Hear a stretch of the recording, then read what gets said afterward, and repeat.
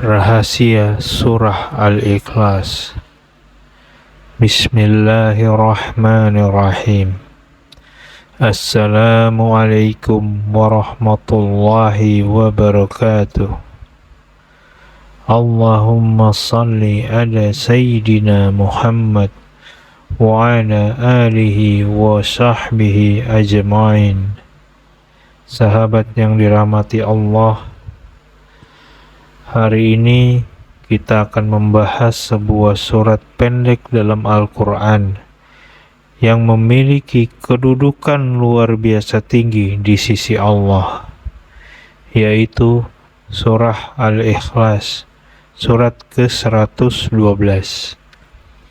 Meskipun hanya terdiri dari 4 ayat, keutamaannya begitu besar, bahkan bisa disebut sebanding dengan sepertiga Al-Quran. Rasulullah Shallallahu Alaihi Wasallam pernah bersabda, "Demi zat yang jiwaku berada di tangannya, sesungguhnya surat ini setara dengan sepertiga Al-Quran." Hadis riwayat Bukhari. Ini menunjukkan bahwa Al-Ikhlas mengandung makna tauhid murni, inti dari seluruh ajaran Islam.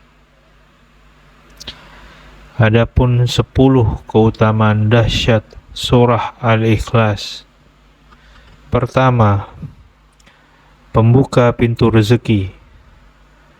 Membaca surah Al-Ikhlas setiap pagi, terutama 3 kali setelah sholat subuh, dipercaya bisa menjadi sebab dimudahkannya urusan dan dicukupkannya rezeki oleh Allah Subhanahu wa Ta'ala.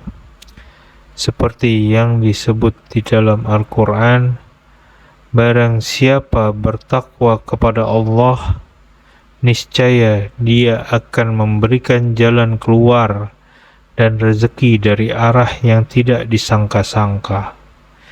Quran Surat At-Talaq ayat 2 dan 3.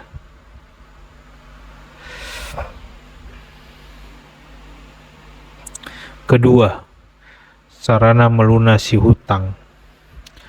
Ada kisah seseorang yang membaca surah Al-Ikhlas sebanyak 1000 kali dalam sehari selama 3 hari berturut-turut dengan penuh keyakinan, dan dengan izin Allah hutangnya terlunasi secara tidak terduga.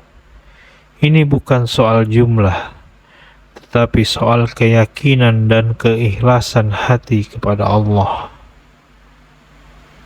Ketiga, mendapat cinta Allah.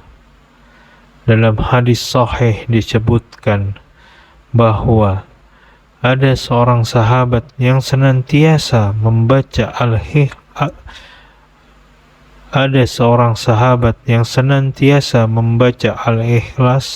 dalam salat karena ia mencintai surah itu. Rasulullah Shallallahu Alaihi Wasallam bersabda, "Sampaikan padanya bahwa Allah mencintainya." Hadis riwayat Bukhari. Keempat, doa menjadi lebih mustajab. Disarankan untuk membaca surah Al-Ikhlas 11 kali setelah berdoa, karena kandungannya yang penuh dengan tauhid menjadikan doa lebih kuat dan mudah dikabulkan. Kelima, pahala seperti membaca sepertiga Al-Quran. Jika dibaca 3 kali, maka seolah-olah kita mendapatkan pahala membaca seluruh Al-Quran. Qul huwallahu ahad itu setara dengan sepertiga Al-Quran. Hadis riwayat Bukhari. Bayangkan jika kita membacanya 3 kali setiap hari selama sebulan, itu seperti membaca Al-Quran 30 kali. Keenam, perlindungan di malam hari.